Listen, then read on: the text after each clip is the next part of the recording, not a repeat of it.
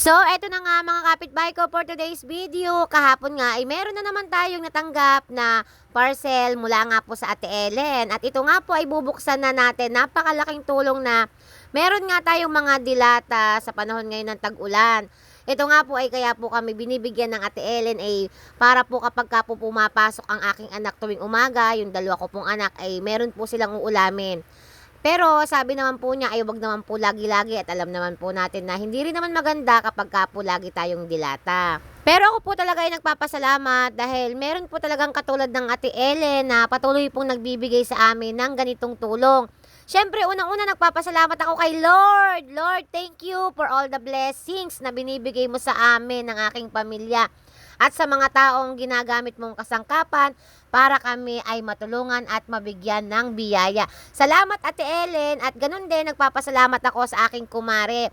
Kahapon nga po mga kapitbahay ko ay kumuha po ako ng perang padala niya sa Palawan at dahil nga doon mga kapitbahay ko alam niya yung sitwasyon ko dito na bumabagyo at wala tayong pagkita.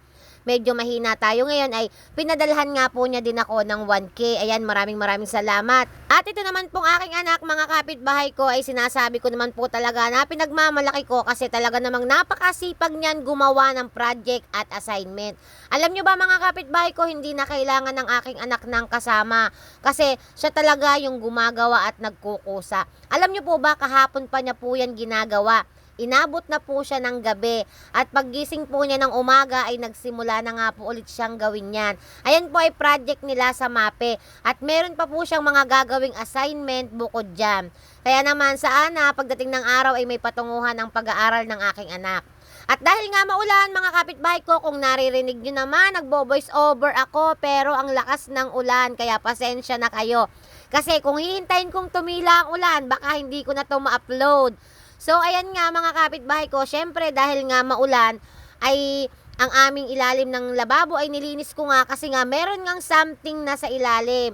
So, syempre pag ganitong umuulan, yung mga pusa, syempre alam naman natin yung mga pusa, ay kung saan-saan na nga lamang sumi-CR at ginamit na ngang CR ang ilalim ng lababo namin.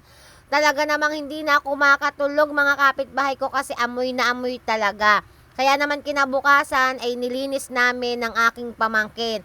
At ngayon naman ay medyo okay na, nilagyan ko lamang siya ng downy. Mabuti na nga lamang ay nandito ang aking pamangkin at siya na yung kusang naglinis nito at tinulungan ko na nga lamang siya.